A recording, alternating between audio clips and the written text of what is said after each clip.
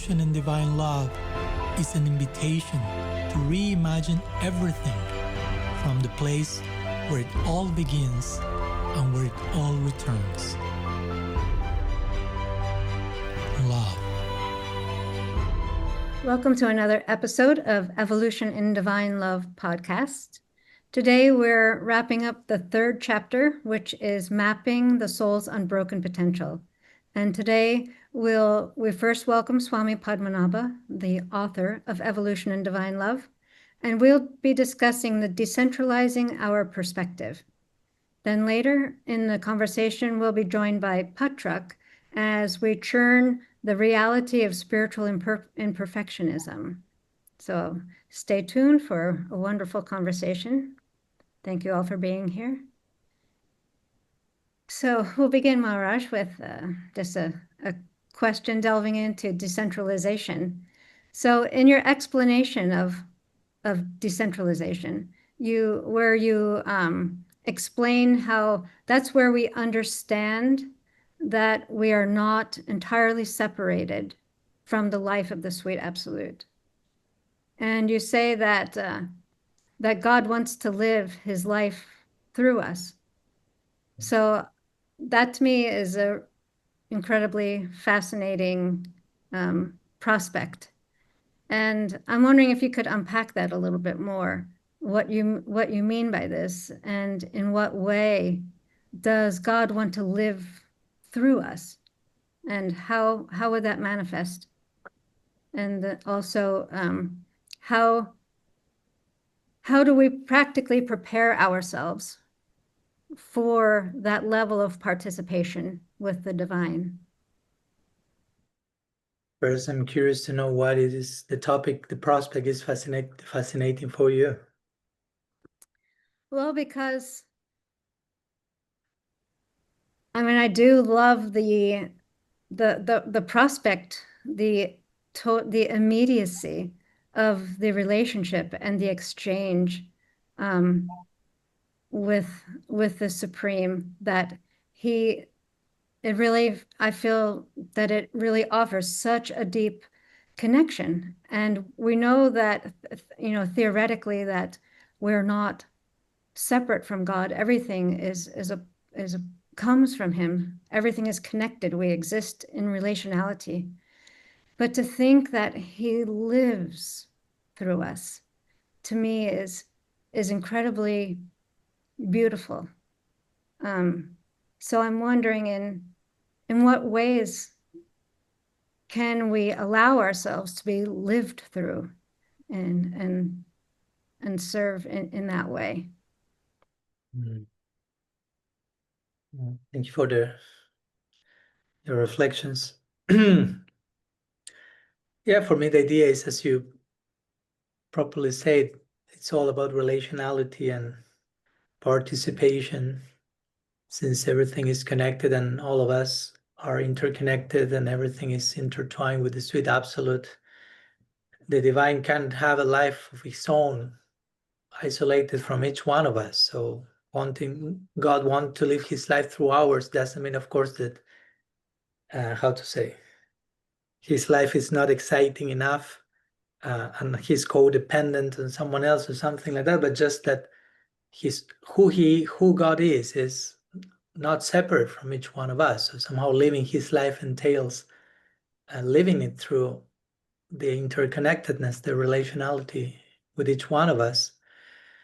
And he can do that, of course. We are interconnected with everything and everyone else as well, but yeah, which awareness do we have, which capacity do we have to actually be consciously engaged in a relationship with every single living being? That may be too much for us, but it's not too much for the sweet absolute in one sense, and that's the longing accompanying the heart. But again, the longing to live his life through ours is a way of saying he's longing to have us participating in his own life, but that participation has to be voluntary, and sometimes our intention is not much present there, so it remains a longing from God's part, because sometimes we are not fully corresponding to that longing, and And even when we correspond, of course, that creates in itself its own longing, its own different type of longing for more of that. But yeah, for me, it's an interesting point to emphasize the participatory nature of love, basically, that creates that healthy desire to live my life through other people's life, not again as a way of discarding my life, but as a way of acknowledging that my life does not exist in a vacuum or in isolation from everyone else's. So it's an affirmation of interconnectedness and relationality. So for me, the fact of just being aware of this and trying to articulate this as much as possible, and even repeating that on a daily basis as some form of sacred reminder as part of our sadhana, in itself is transformative. Because again, as simple as this sounds, we may skip this, so to say, lesson day after day after day if someone does not remind us, or we do not remind ourselves about it. So in certain stages of life and practice, we may need to create some intentional space and time to emphasize in a disciplined way certain truths we don't want to lose sight of on a daily basis. And we know we may easily lose sight of them, but we don't want to, because we know how important they are. So this is one of them for me. Yeah, that's beautiful.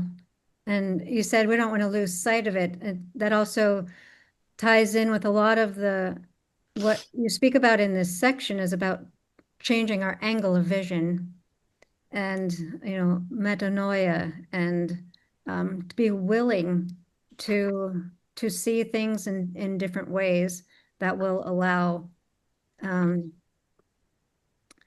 God to be who he is and not who we think he is. So that's these are all such amazing and simple in one aspect, but totally essential in another. So you speak about how it's the ego's job to institutionalize experience. So how does this tie in with, first of all, what do you mean by that? And how does this kind of, the institutionalized experience, how does that prevent us or get in the way of evolving into this space of being able to accept change?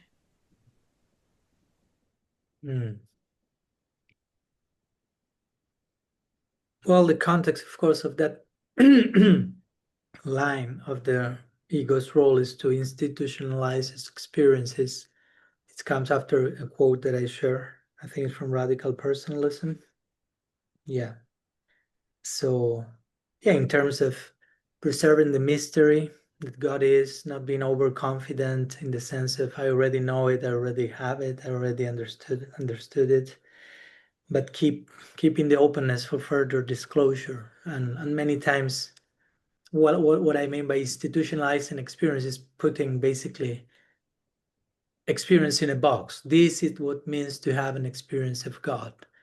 And when I say the ego's role is to do that, is by ego, in this case, I mean the insecure self that needs an overdose of certainty and that needs everything to be predictable and everything to be, again, labeled properly, controllable, measurable. So it's not out of my control, quote unquote. It's not out of my certainty zone. But that's not the soul. The soul is, ideally, the soul in its real identity and potential is ready for adventure, up for an adventure at every step, and up for embracing the dynamism of life. So by contrast, the ego's role, or the false small self role, the fearful self, the insecure self, the control freak self role is to institutionalize experience, right? So whatever is supposed to be an experience of God, an experience of love, let's brand it, let's label it, let's put it into a box, let's make it official, let's make it controllable, measurable. This is it, this is not it, black and white. If you check the boxes. If you match, if you fit into that, you are in it. If not, you are out. Sorry. So of course, again, all that may have a use at some stage of the journey, but at some other stage, we need a broader spaciousness, right? A broader willingness and availability for newer dimensions of love to be expressed. So it's basically an analysis, psychological analysis of how our small self, when we are not big enough, when we are not Mahatma and great soul, we may be afraid, we may be terrified about too much openness and dynamism and change and expansion. So we need to keep things small, even God, even love. And by that I mean institutionalized experience, right? To put a mark on it and say, this is it, this is not it. While, yeah, the more the soul expands and grows, there's a total need to deconstruct those boxes and allow reality to be what it actually is in all the newer ways it is. What actually sparked my curiosity here is that you mentioned, having how important, how crucial it is to have a fresh perspective, and that there's risk of us just considering the idea of like deep evolution to be like a mere drop in a vast ocean. So as I read it, I was like, wait a minute, am I doing that? Like I've been reading and we're like toward the end of the third chapter. And it made me like, take a pause and like, consider, have I been like, taking it for granted? Am I really like understanding this properly, So I was curious, and I also want to hear from you, like, what are the ways you think that we might be just like taking it for granted, evolution, because this is something that we hear, like growing up, like learning like about biological evolution and all of that. And now this is like evolution of consciousness, and like you call it deep evolution. So I'm curious to hear from you, like, how do you see us taking this for granted and not understanding fully like all that it means? Well, first of all, I say those words to myself first. No, I'm not, who am I to tell, oh, you guys are probably taking this for granted and I'm the author of the book. For sure, I'm not doing so. No, it's first I have to begin at home and send that reminder to my own self, because again, it's easy to take things for granted, and it's connected to what we were talking a few minutes ago, because taking things for granted is maybe not a conscious act, but unconsciously is again a way of putting things into a box, right? I take God for granted means I limit God to this particular definition or experience or idea. I take love for granted is I'm overconfident that my experience so far is what love is about, and I'm restricting the further growth and expansion of it. So unconsciously, yeah, we may feel a little nervous or unsettled about things being in constant movement and in constant growth, because again, the demand of that is, of course, obvious, which is we should adjust as well, and we should be in that constant movement and flow, and that can be challenging. So unconsciously, we may resort to this taking things for granted to gain some stability. And again, I understand that. I'm not stigmatizing that, condemning that. We need some pause. Again, that's why I put pauses in the book also, not only to reflect, but also to take a breath, because it may be too much. If you just try to go through the whole book without stopping, it may be overwhelming, and we may not pass beyond the first chapter, because everything is moving too much, so to say. Though I try to make the case there is a changeless aspect to reality as well. So to balance a bit, right? Unity and diversity, right? Changelessness and dynamism. So, but yeah, generally I think that it's like there's some unconscious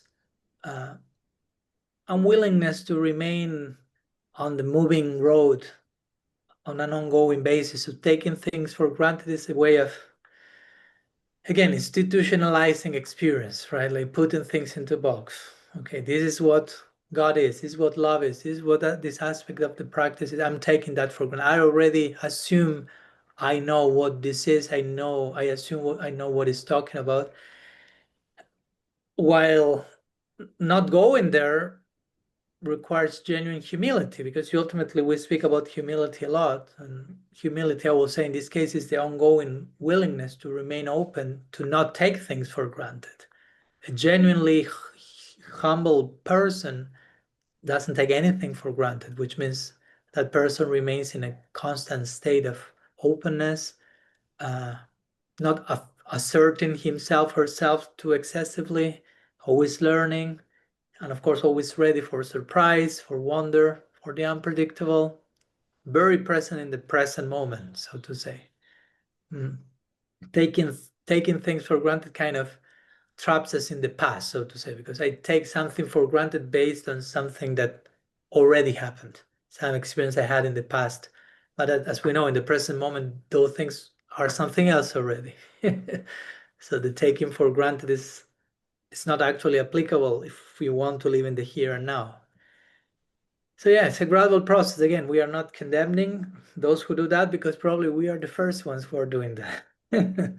But at least trying to understand from where that is coming, why we may be doing that, and of course being compassionate and understanding with ourselves, but trying to gradually move beyond that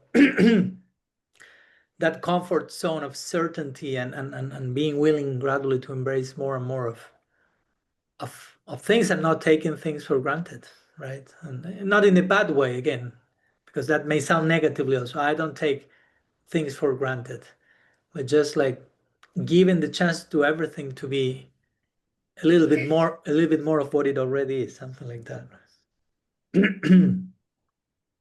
What comes to my mind is that you also talk about in the section how love is hard work.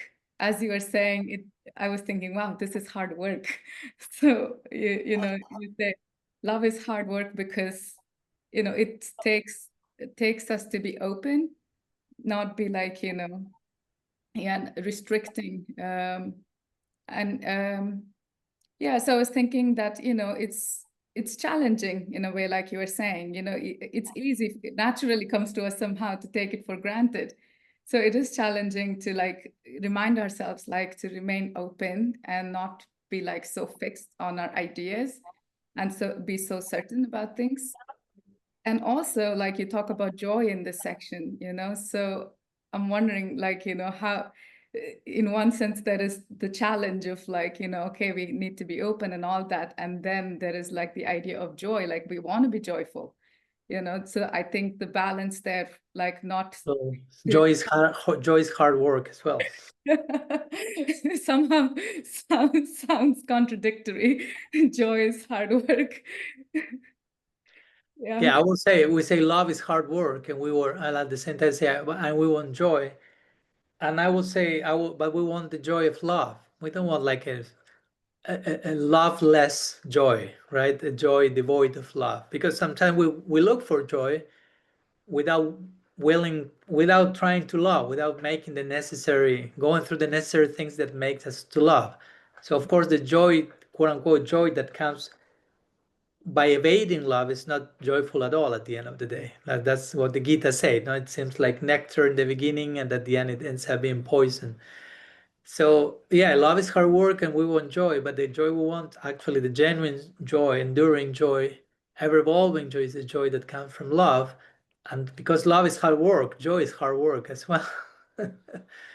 Right? So I wouldn't see a contradiction, though I can understand it may sound counterintuitive, and sometimes we associate the word joy with something very flowy and natural and spontaneous and easy and cheap, and many times that's the actual problem, right? Like we have defined joy in a very cheap way, so to say, and then we look at it in a cheap way. There's not much demand, not much challenge, not much growth, and we receive the substance. It's sweet for a moment, and then it becomes bitter and bitter and bitter and bitter.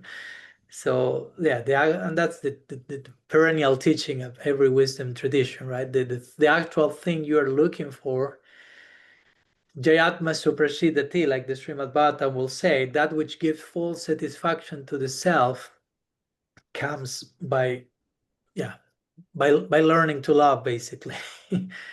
By learning to, as we talked here recently, right? By learning to fall in love in an absolute way with the totality of reality. So that's a comprehensive work. It takes time.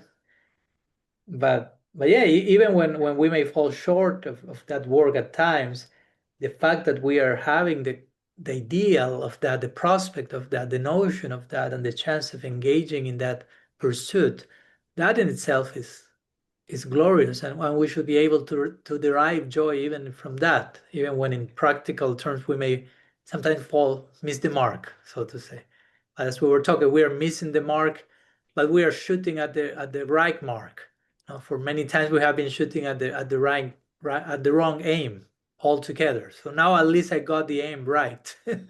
now I have to get to the aim, and it may take time to get to the actual center of it, but at least we are already focus on the right perspective, so to say, on the right pursuit. So there should be joy in that. Again, sometimes we have very ephemeral notions about what's joy. Many times for us, joy is what keeps me comfortable.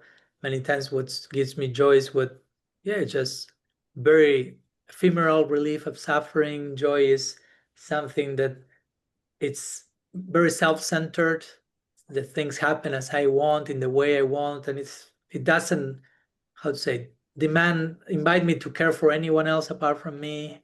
So it's not something very deep, interconnected, compassionate, empathic, loving. So ultimately that's not the joy we want, and we don't dare to call that joy either, right? Because it's already transforming into something else. So the real joy, is hard work, because it's the one that comes from love, which is hard work. But the hard work is, we all have to do work, and the word hard it's hard for us, right? I mean, when you learn to love, it's no longer hard work. So it's not that love by nature is hard, like a bad thing. It's just that we are not accustomed many times to use that muscle, so to say. So when we try to use it, it's stiff and it's painful. But it's not that moving the arm is painful. But if I've not moved my arm for 2 decades, when I try to do so, it's painful. It has nothing to do with the arm being hard, bad. Moving the arm is complex. No, but I have not done so. So the more we do that, the more we train our inner capacities, potential in the realm of love. Yeah, the more joyful it becomes, the more organic, the more natural, the more spontaneous. Still, there will be challenges, but again, the more joyful. And we reach that point where we hear in the scripture that even when some great lovers are faced with great challenges and great difficulties, still they are able to find some deep joy beneath the surface of that challenge or difficulty, which nonetheless is still a carcass of the real thing of what's going on in the depths, right? So your thoughts, I don't know if they help. Yeah, of course, absolutely. Amazing. Yeah, here also in this section, you quote a Zen teacher, Charlotte Beck. I may have her last name wrong. But you quote from this teacher that joy is actually inherently present in each moment, something along those lines. Joy is exactly what's happening minus our opinion of it. Minus our opinion about it, yeah. So, I mean, this is another section where I had to take a pause, like, wait a minute, like, So, yeah, that's mind-blowing to me to know that there's joy really in every moment. It's just that we don't perceive it. Yeah. How many times we can equate the word joy with purpose and meaning? Because of course, sometimes there are sad, painful, difficult situations. We may not be willing to label them as joyful, but instead they all carry a lesson and a meaning and a purpose. And when we are able to contact that, putting aside our assumptions and filters, opinions, it brings its own type of joy when you access meaning and purpose it's a celebration of its own, even in the midst of tragedy. Let's put it that way, as paradoxical as that may be. Yeah. And hearing the two of you, I'm thinking that a word that kind of brings it together is the word of presence. Because to be present, we really do need to step outside of our preconceived notions and to meet reality as it is. So to me, that seems to be the hard work that's required for the expansion of joy, the expansion of love. Yeah. Yeah. And it's a form of nakedness, right? Because that presence invites us to undress ourselves from all assumptions and filters and defense mechanisms and fears and designation that we are projecting and imposing onto reality. It's a form of undressing, it's a form of nakedness, it's a form of vulnerability. And all that is in time to this word presence, which is so crucial. So thank you for that insight. And thank you for the sharing today. Welcome to the second part of our podcast, where we're speaking about spiritual imperfectionism and decentralizing our perspective. For this part of the podcast, we're very happy to welcome Patrak from New Zealand. And it's very early there, and that's why it's quite dark when you see him. Lives in a dome. So I appreciate him getting up early for this. We're on opposite sides of the world. I'm calling in from India, and he's in New Zealand, and Svetadvīpā is somewhere right in between. So thank you, everyone, for joining us here today. So we'll start off with a basic question, Patrak. How do you understand perfection and imperfection in spiritual life?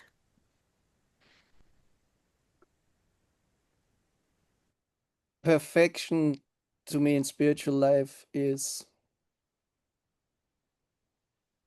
a level of understanding of the philosophy that I can't even comprehend at the moment, and that's presented or shown by the way how the Goswamis, for example, understood the philosophy, how they presented it, and the following teachers in the line of them. Imperfection of spirituality, don't look any further. I'm the representative of that. But it's good to have those examples of perfection because it gives you at least an idea what it could look like eventually one day. So in that sense, also after reading Maharaj's book, Evolution in Divine Love, in that sense, there is no real imperfection because it's just a different stage of development on the path to get to a certain point. And that message in itself helped me a lot already. Yeah, it's did you find encouragement in that refreshing perspective?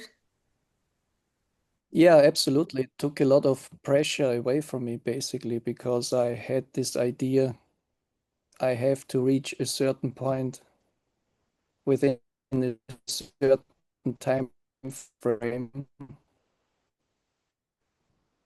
And then it's wonderful to know that you can take your time, and it takes as much time as it naturally does for each of us individually. And that's just a wonderful, encouraging foundation to continue doing what I like doing, and that is getting to know more about it. Nice. And what do you think there's a difference between spiritual aspiration and perfectionism? Yes, I think so, yeah. I mean, spiritual aspiration, I think, is the very idea that you want to pursue a certain path, and spiritual perfection is the ideal representation of that, what you might want to achieve, but it doesn't necessarily mean that you achieve it, at least not in this lifetime anyway, and who knows how long it takes. But the aspiration is, of course, very important, because it's basically the motivation to keep going, to do it, because it's not an easy task to do it, to perform or to learn about spirituality, to try to live it, to try to digest it, to reflect on it, to learn from it. So yes, I think there is a difference. Yes, it feels that the perfectionism and things, that it's really, there's a lot of pressure there, self-pressure. Whereas to be an aspiring and an aspirant, that it's just an ongoing process, something that we aspire to. So that really takes the false pressure off of us. And Maharaj also mentions in his book that perfection actually also kind of implies a kind of a static kind of situation too. You reach perfection and that's it. But again, in wonderful words, he explains that we call it perfection, but even within that perfection, there are developments, changes. It's not static, it's still an organically growing and changing situation or position. In the other earlier part of the book, Maharaj speaks about how there's no fixed maximum. So if there's no fixed maximum, then how can there be perfection, a static perfection? It's not actually possible. Yeah. What caught my attention in this section is that, like, as soon as I read the title, I thought, wait, we had a couple of sections, Maharaj, talking about perfectionism. Like, what is more? I mean, like, do we still have more to talk about it? What is in this section? So, as I was reading it, what stood out to me is that this particular section, the focus is on imperfection. Like, he's saying how imperfection is vital to our progress. That really kind of blew my mind, because personally for me, it's been, it still is a challenge. Whenever I make a mistake, I can be a bit hard on myself and others even around me. So, and I see that, like, that's part of the upbringing, conditioning and all of that, how whenever whenever I would make a mistake or anyone around me, then that's treated like, oh, it's just so bad. Like, you have to be punished for this and this and that. So then we grow up with this attitude of, oh, we cannot make mistake at all, and if we have to make sure that's not repeated. But here I really like how Maharaj says imperfection is vital to our spiritual progress. And also, like, he refers to Bhagavad Gita 18:48, where Sri Krishna is saying, let me see the exact quote. Okay, this is about, like, he says, as the fire is covered by smoke, the work born of one's own nature also, like, is filled with some faults. So, as I was reading this, I also checked the previous verse where he says that there are no sinful reactions attached to one's own occupation, which to me says that as long as, like, we are honest with, like, where we are, what our true nature is, as long as we remain true there and make mistakes, that's still okay and is taking us forward. In fact, that is necessary to take us forward. So yeah, that's kind of like what stood out for me. I'm curious, like, Patrak,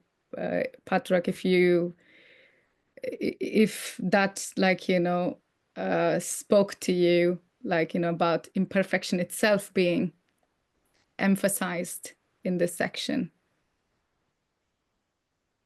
Yeah, absolutely. And it actually changed also my whole approach to approaching Krishna, the consciousness, other devotees, myself.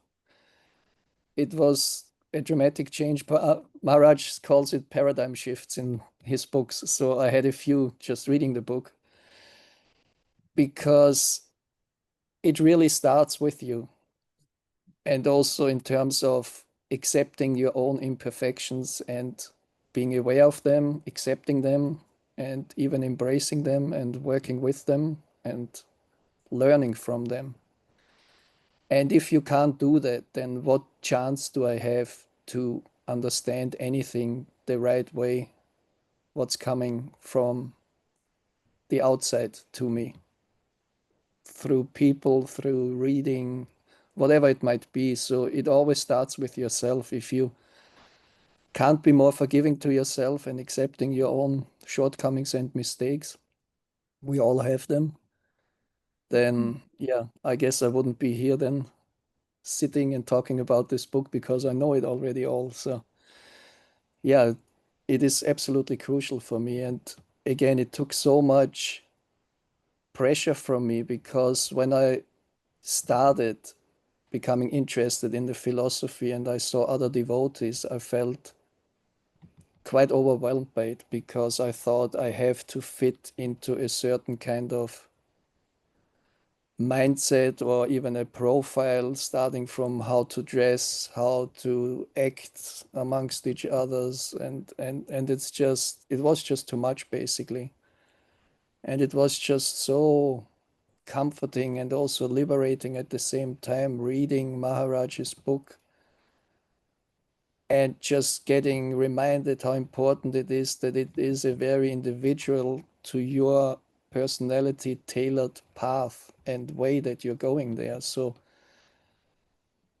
once you realize I can't compare myself to others, and I shouldn't really, and it's not in terms of right or wrong, but trying to fit in. And he also says it in a wonderful way, trying to fit in is not the same as belonging, because it means that you have to give something up, or you feel the urge to kind of, yeah, fit into a certain kind of system, but there's still something that's unresolved inside you, so it doesn't feel right. So yeah, it was a big change, a big eye-opening moment for me, really. And I can't thank him enough for that, really, because since then, quite a lot of amazing things happened to me, especially in this year. Wow. So you were talking about like this personal, unique journey we each have, right? So that also like reminded me of like Maharaj talking about intuitions. He briefly mentions that in this section, but that's something stood out for me as well, like paying attention to our intuitions and, following that. So yeah, I don't know, do you have any words about that? Following our intuitions? Because, like in our spiritual paths, especially like in Gaudiya Vaishnavism, we often are told not to listen to your mind. And like, I mean, you don't know whether it's your mind or Paramatma and, all of that. And here we kind of like, here we get an idea that like, no, the intuitions are actually really very important, because that's what keeps us on our unique journey. Otherwise we are engaged. We could be engaged in somebody else's occupation. Like especially in Gaudiya Vaishnavism, we all want to be Brahmanas. So we don't like, we kind of discard all the other Varnas, and we think all of us have to be Brahmanas to be able to achieve perfection, whatever that is. So the importance of intuition, like, I mean, it seems like such a big deal to be able to be situated in our natural, or what is it, like, yeah, or natural original disposition, I think, as in our true nature, our true occupation? Yeah, I think it is very important, but I'm in a very fortunate position that I have the best of both worlds, basically. I have a teacher in India who's very much a very realized Shastra-based teacher. And he can also put it in words that I might not understand everything, of course, but at least, yeah, he can implant ideas and gives me something to play around with. And then I have Maharaj, who particularly yeah, appeals to my intuitive side and to my more emotional side. So I have both, because I think, coming back to my Indian teacher, it's a very important thing that to keep it in the right balance, because I know from myself that sometimes I can get a little bit too carried away with my own intuition and emotional side of it. And I think it's a very slippery slope then, that you basically follow just that kind of strain of thoughts or feelings, because the mind is a very tricky thing as I learn more and more about it. And that's where it comes back to that it is important to reflect or to have somebody or some scriptures where you kind of get a little bit, I wouldn't say that they change your path, but you need some certain kind of boundaries that you don't veer off into a direction that's purely based on intuition and emotions. But nevertheless, they are at least as important as a healthy understanding and a good understanding of Shastra-based teachings. I guess also it depends on how we define and what we're thinking of about intuition, and how we're understanding that also. I kind of see that it's also a form of knowledge, that it's not something, it's not just a speculation of the mind where you allow the imagination to run wild. It is based on what we have come to know, but it's to me it's just it's an inner knowing, which I would say for honest and sincere practitioners, and that it's it's a voice that is a guide. I would hope to develop more intuition, listening to my intuition more. And to be able to do that, I think we need freedom, to be able to explore that and to be able to receive that. It is, for me, it is a higher voice that's coming from within, but still not a creative, just wild, speculative kind of thing.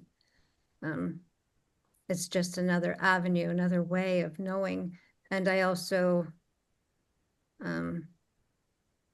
I trust that it's one of the ways that Krishna works in my life, in my world, is through my intuition and how I develop, how I unfold in the world.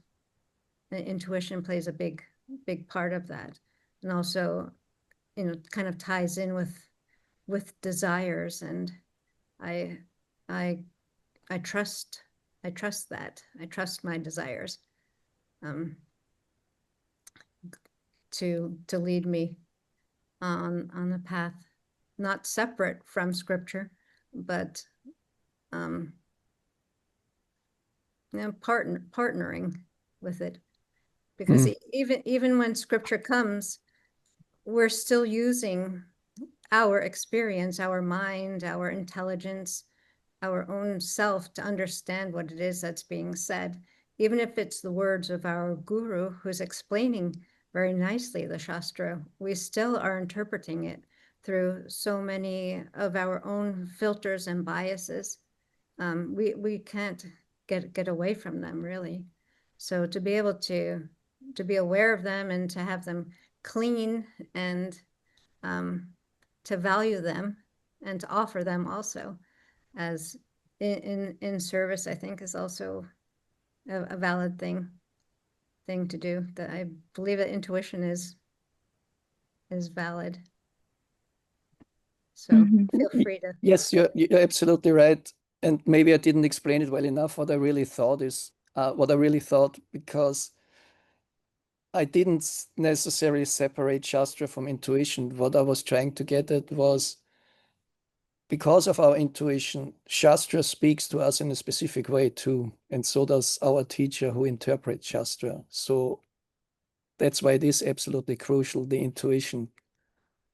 And that's why, for example, how many times did I have a question and I opened the book and all of a sudden I read basically an answer to it or some interesting thought about it. So it's actually a living thing. It's also an organic thing. And that in itself is a beautiful experience. And how many times did it happen that devotees listened to a lecture or read the same book and got something completely out of it, because it comes back to the intuition, I think, and at which point on the path they are at this particular point in time. So yeah, I didn't mean to separate Shastra, the kind of dry approach to it that I have to read so and so many pages a day to be a accepted, fully fledged devotee, and my intuition just stays somewhere in the background. So then it is a combination of both of them. Yeah. Yeah, thank you for clarifying that. Even I was kind of wondering like what you meant exactly, because intuition to me, it seems that it's very much connected with evolution, right? Like if we are not following our intuition, like we cannot really like go along with evolution. Like then following, like you're saying, it's not just dry following of scripture. So then if that is the case, then it seems like there is no room for evolution either. So like somehow to me, they're like so tightly connected, intuition and evolution. And yeah, it is also connected to the second part of the section we are discussing today, like decentralizing, like, so, getting letting go of our like, previous ideas and all that and following our intuition along. So we keep moving and yeah, going along with the evolution. And I also think to make it organic and natural for us, we have to listen and follow our intuition, really. Otherwise, it would just be, again, a kind of forced dynamic. And yeah, that doesn't really lead anywhere, I think, except to pretty unhealthy, dark places then. Yeah, it's without it, then it's very formulaic, and like Svetadvīpā, you said also, it's somebody else's path, it's somebody else's personality. So intuition is really interwoven with the development of our own personality, of our individual selves, and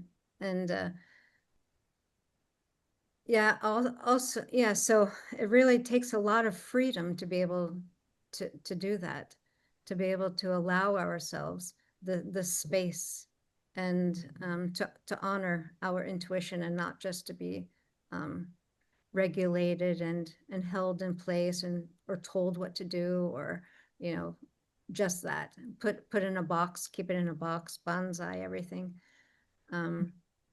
And when their perfectionism is stressed, then that's so easy to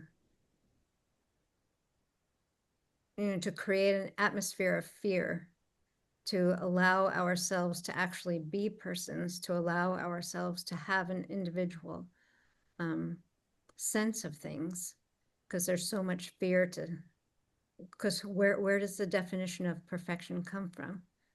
So if we don't measure up, then there's the fear that we won't be included, we won't belong, like you said, we won't fit in. And it's very much our nature, because we actually do belong. We exist in relationality. So that's such an innate need for us to feel that we belong. So we'll do practically anything to have that happen. So this fear-based practices, I think, go really hand in hand with the idea of perfectionism.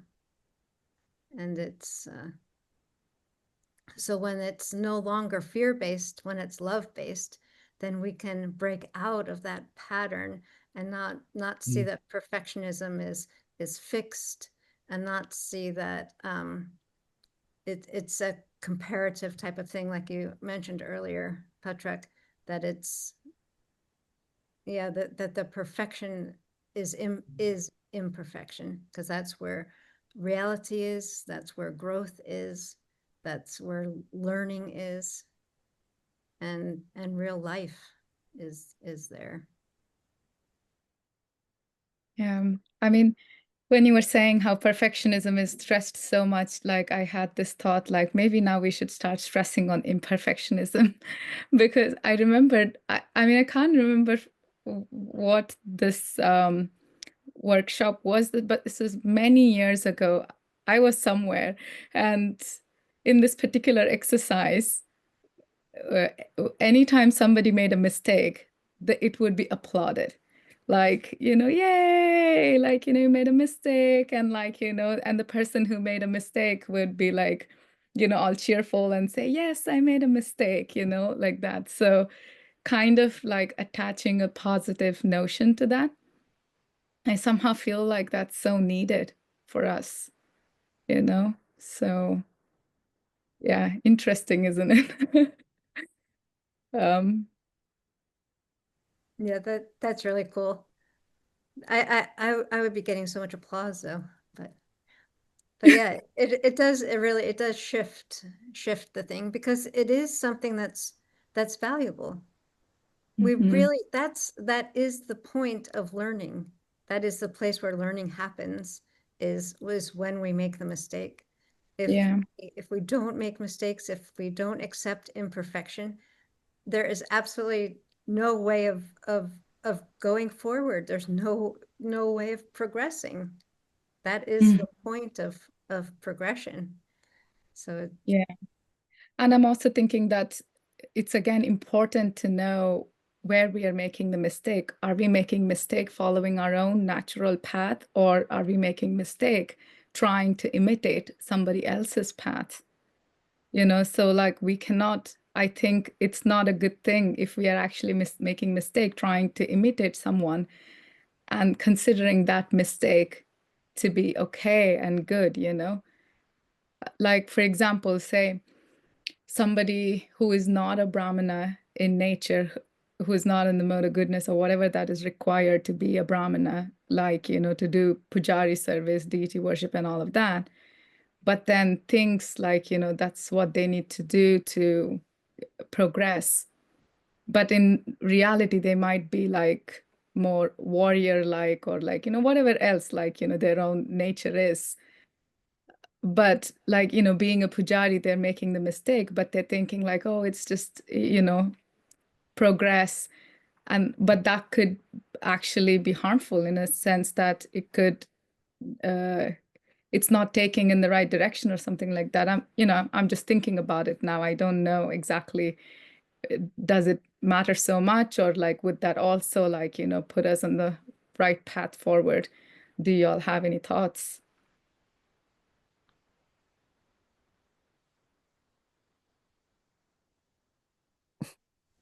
I think any mistake is always a learning opportunity, whether or not it's in line with our nature or not. Hopefully, whatever mistake we make will bring us closer and closer to our actual nature.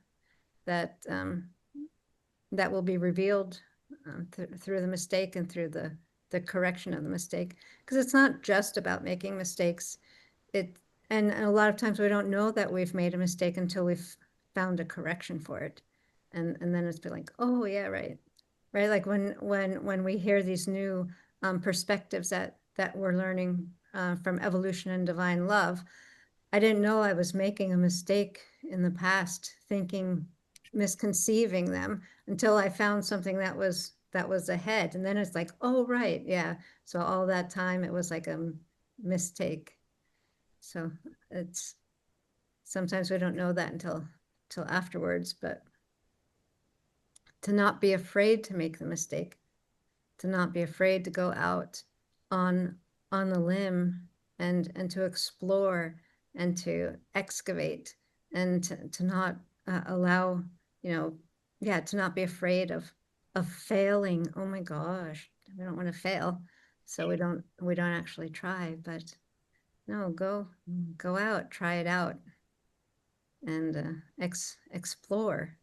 Be willing to make a mistake, because there's always room for growth, even if it's not, even if the mistake that we're seeing, we're mistaking what we're seeing as a mistake. It'll be corrected. That's how it works. At least that's how I see it. How about you, Patrak?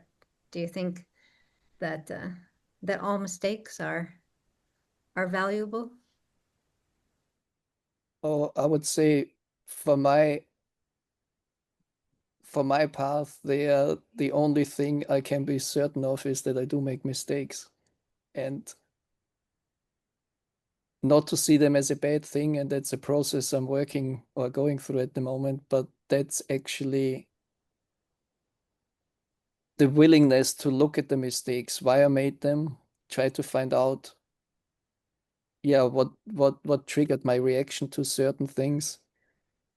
And when the two of you were talking before, I just thought, in human history too, some of the biggest discoveries for humankind grew out of a mistake, when they tried certain things to solve problems, but due to a mistake, I don't know, I think it was even penicillin, for example, that they just forgot to clean a petri dish, and then overnight it grew, and they looked at it, and all of a sudden they had kind of a very important cure for many, yeah, diseases and illnesses. So out of mistakes, actually, wonderful things can grow. And when I look back at my life, when I made mistakes and also during hard times, some very, very valuable and probably the most crucial lessons in my life came out of that for me.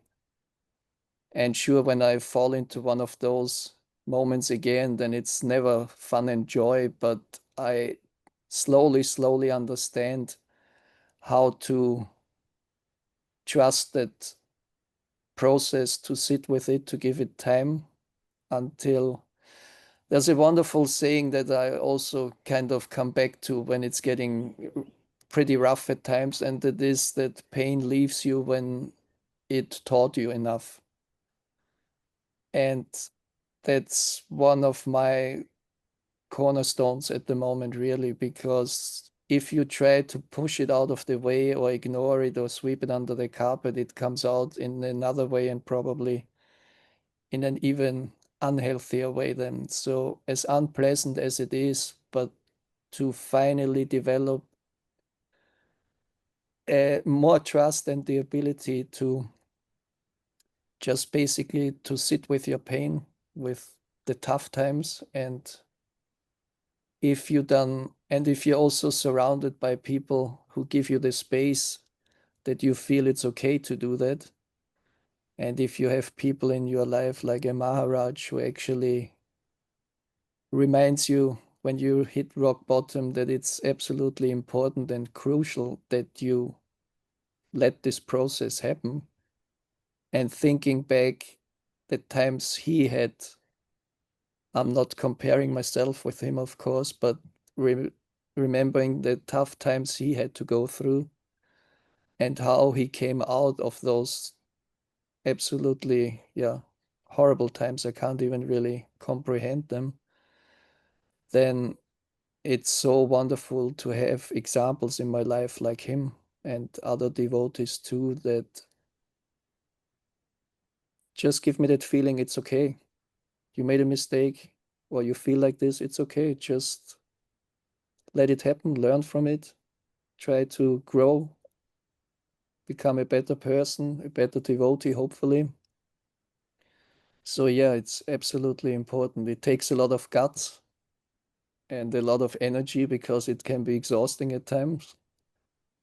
But as far as I know, for me, that's the only real honest way for me to learn things, is just not to try to influence them in a way that it's more convenient for me, or that it looks kind of better from the outside, or whichever way you want to look at it. But if it really shakes me, then I obviously hit a spot inside me that tells me there is something there that needs my attention. And again, it's not a pleasant experience, but it's an absolute necessary and very valuable experience for me. Yeah. So pain is a good thing. So beside might sound. Yeah, so you're accepting like all these parts too, like even if they're unpleasant, and I mean, yes, like the self-acceptance and like compassion, it's like such an important part of this, right?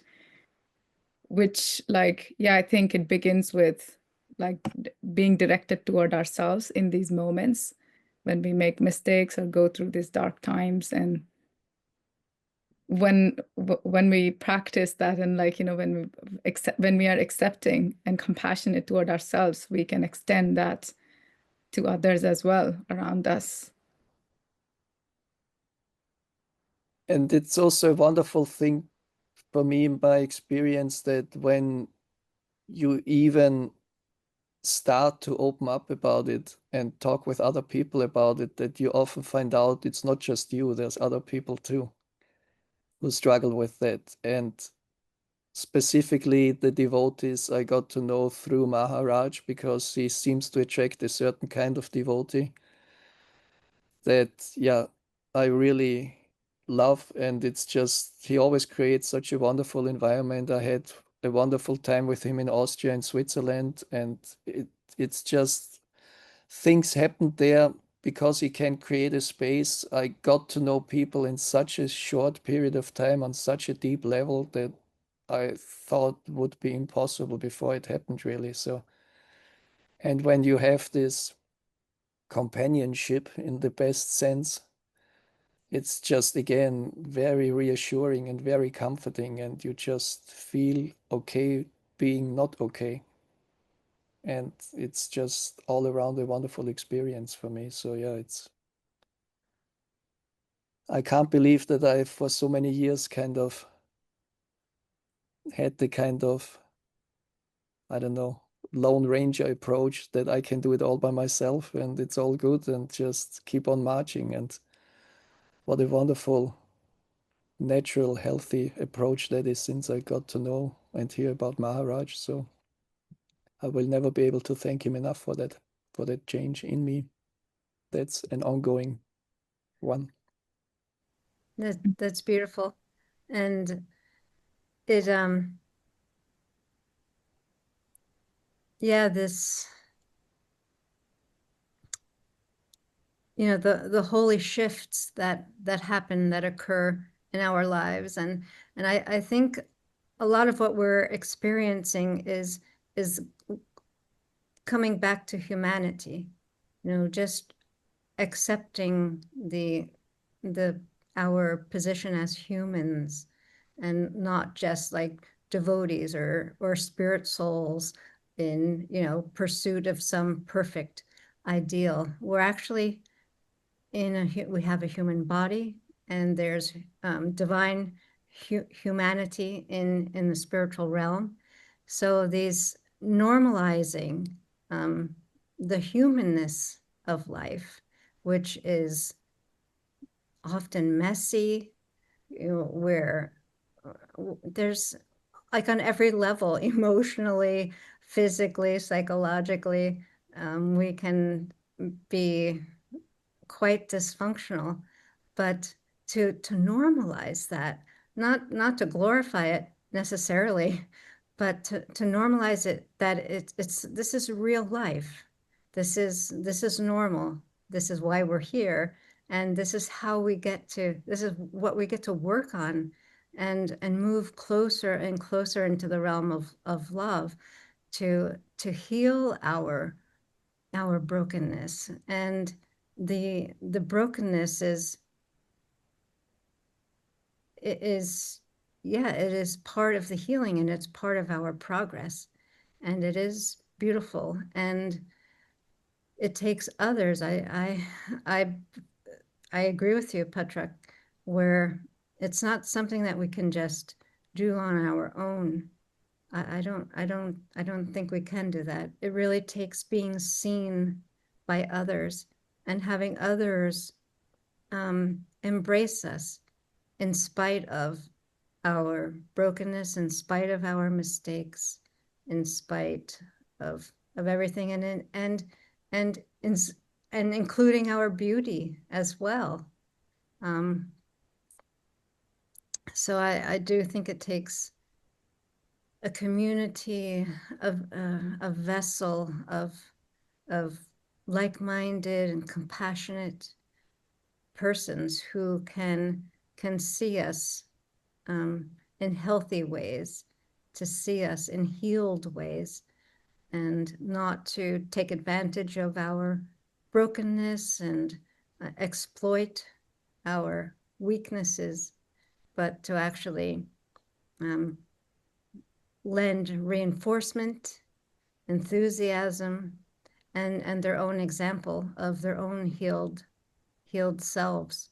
That's I think that's you speak a lot about that, Patrak. That's something very important to you and very inspirational that you see with Maharaj and things that he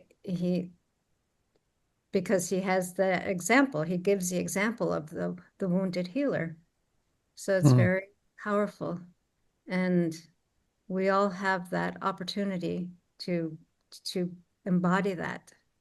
So that also is really beautiful, and it's not something that we have to try to do. It's not like a new designation. Oh, I'm going to become a wounded healer, but it's just something that, as we can see, it's just something that happens naturally by addressing our humanity and normalizing our mistakes and our imperfections, because if we have to normalize it, it's a forever thing. This is part of our trajectory. Even, Krishna has his own imperfections. So we probably need to get used to it in a healthy way. For me, one of the most beautiful things about Maharaj is not just how he already touched me and how he helps me, but just to be allowed to witness the reaction that he gets from long-term practicing devotees. Because sometimes I had the privilege to be there, and you just see this new enthusiasm in their eyes after they met him, when they read his books, when they listened to him, how he put things into context and words.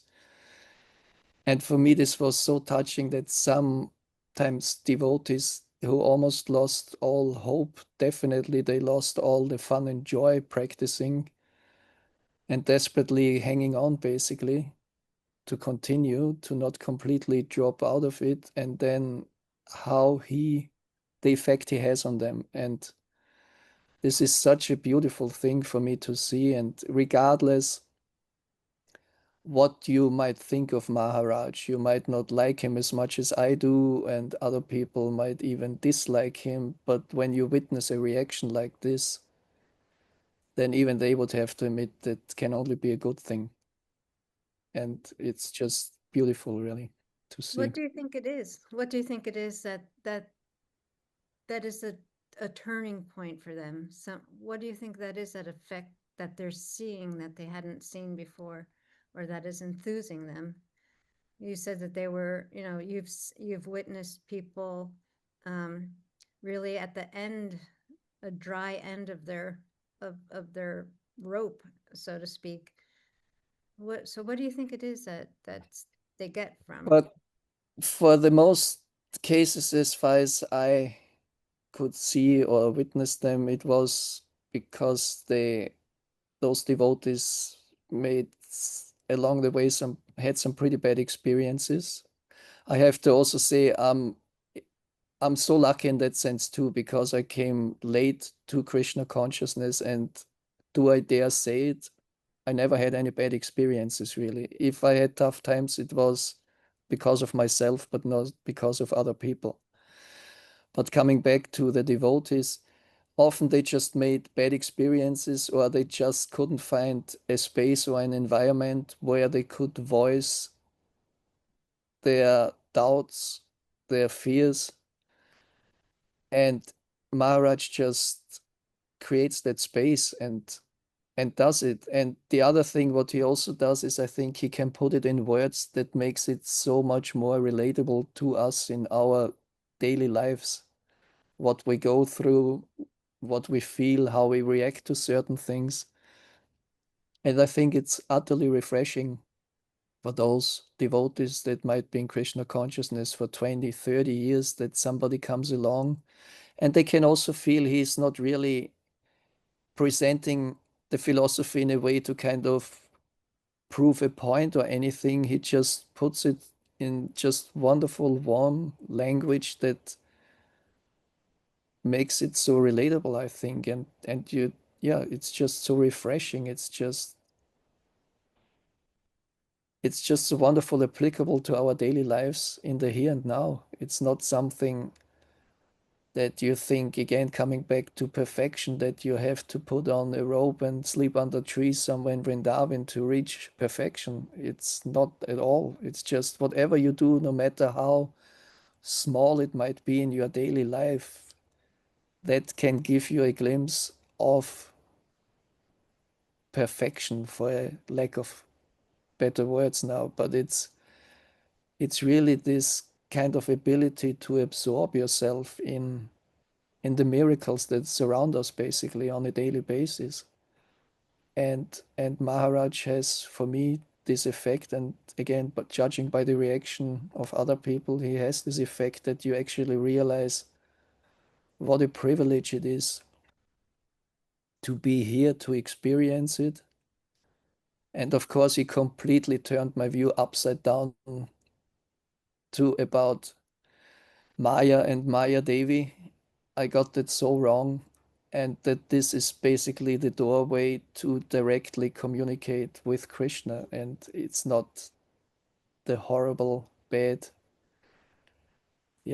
energy wicked or witch.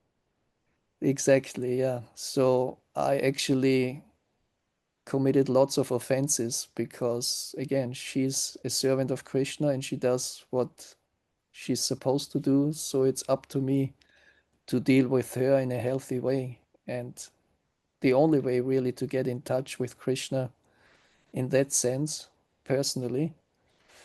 And thankfully I have, again, a teacher too, like Maharaj, who points that out to me. So I'm just curious really how many more things there are completely wrong in my head still, and how many times I will hopefully have the privilege to experience more and more of those paradigm shifting moments.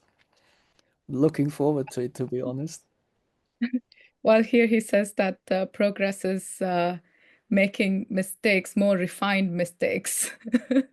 So we can rest in that comfort, that we will continue to find ourselves making mistakes in more refined ways.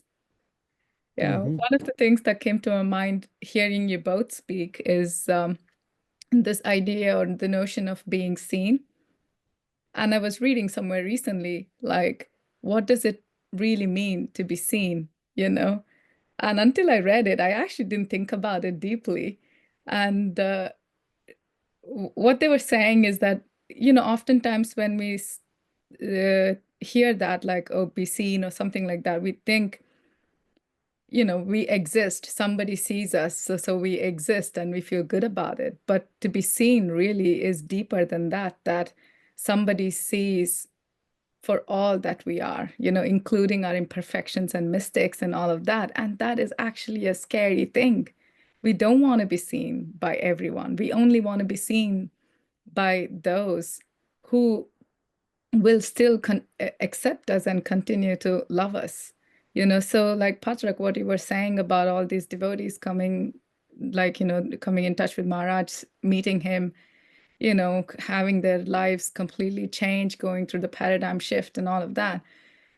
Like, to me, I think this is a very crucial element there, like, where he is seeing everyone, for who they are and accepting all of that, and that's a very, very rare thing for all of us. Yeah, I totally agree. And how we get to do that for each other. It's a really interesting thing. I was at just this evening, I was at a 5 rhythms dance. And one of the, I won't say it's an exercise, but one of the parts of it was you stood in 2 opposite lines, a row of people down both 2 sides of the room. And you have to dance your dance, whatever that is, to your partner that's across the other room. And you don't know this person, you've just met them. And so it's like, and it's all about being seen, that this person is seeing you. So it's like all these, emotions come up, complete vulnerability, and it's really interesting, and it was so completely beautiful. Everyone was, I mean, several people were crying, and just to be able to be express one's own self in a way that could be not accepted. That's what vulnerability is. It's this might not be, I might not be accepted. This part of me that I'm showing, that I've kept protected, it might not be accepted. So that's where vulnerability comes in, the willingness to reveal those delicate parts, those tender parts, those parts that we've protected, and also the parts that we feel, well, maybe I'm not lovable. If this comes out, maybe I'm not lovable. So when you do show that, and you are accepted, then we get to really embrace that, and that part of ourselves that we had exiled, basically, and to bring that back, and to embrace that part, and then I think that's where the empowerment comes from. Vulnerability and empowerment. Empowerment is about bringing in that part that we weren't quite sure about in the past. So to have such a beautiful model of a person who can create that safe space through acceptance, and it also then it generates into self-acceptance, and like you were saying, Svetadvīpā, also then that self-acceptance we get to extend to other people. We get to generate that out to other people. So it's a really beautiful spiral of effect. But it again, it all begins with vulnerability. In vulnerability, in safe space. And being honest about it. It's being honest about what? About your vulnerability. I think that's absolutely crucial. Nobody wants to show that side, of course, but once you open the door, it just pours out, basically, if you're in the right environment with the right people. And it actually can be a pretty surprising experience when you realized how much there is actually that behind that closed door for so many years. So it's, yeah. I had experiences, for example, in Switzerland too. There was so much there, and I consider myself, after all, still a happy person, really. But during the morning program there, I couldn't sing with the people kirtan or anything. I just sat somewhere and could cry the whole way through, really. So there was there's, yeah, obviously so much there, and it was again an exhausting but at the same time beautiful experience for me, really, too. I couldn't really control it at that point anymore anyway, but it's just this release basically was just beautiful. Yeah, wow. That is so beautiful. And I think you really did touch upon something critical, and it kind of came up during our talk, but about being honest. That is a really crucial aspect of things, and that really comes in with the fitting in and the striving for perfection. And if we're, all of those things negate honesty, right? We set aside our honesty for the sake of fitting in. We deny our own selves. We bonsai ourselves. We hold back our intuition. We, just we can't be honest who we are if we're striving, if we think that if we are not perfect, then we won't belong. We won't be able to be honest, because honestly, no one is perfect. So if we're cutting the profile of perfection so that we can belong, there's no way we can be honest. And the Srimad Bhagavatam starts off that way. This book is for thoroughly honest people. So Yeah. vulnerability is right up there. So Yeah, and it's also being honest about where we are in our journey. It's interesting now when you were saying, yeah, Srimad Bhagavatam starts with that. And recently we were having this conversation too, right? Like in Srimad Bhagavatam, the beginning cantos, we have like the journey of the devotees, which is not like toward the end of the final cantos of Srimad Bhagavatam. Like in the beginning, we have Dhruva Maharaj, who is like trying to connect with the divine for material desires. But like in our case, even if we are there, like we have material desires and we want to reach out to God for that, we think, no, like that's wrong, and we have to be pure and like perfect, and we completely just place ourselves in a different place where we are not, and that's dishonesty, right? So it's like so important to be honest, like where we are, what's going on with us. And yeah, even in a vulnerable space, Patrak, you were saying, what occurred to me when you said that is like sometimes we can even try to fit in that space by like, okay, it's a safe space, people are opening up, like, so I need to be vulnerable. But no, you can't force it. Like when, like you were saying, you had this experience of like, being in a safe space and you couldn't control it and everything just came flooding, like you just had to be in that experience and that happened naturally. So, we have to be honest that if you're not honest and try to fit in by seeing like, oh, they're opening up, they're sharing, and so I also want to share, like, be vulnerable, like, no, that all of that somehow has to just happen and just flow with it, flow with the current.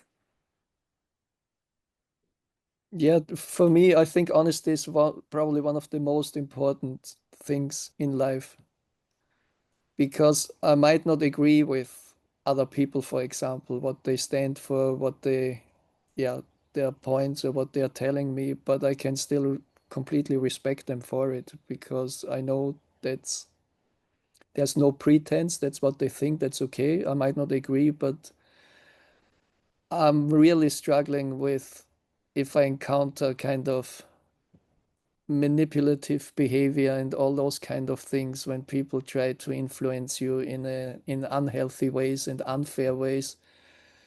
So for me, honesty is one of my personal, one of my big building blocks for the foundation, how I approach the philosophy. Really, it's just honesty with me, honesty with other people. Again, we're back to the environment when I feel safe with those people.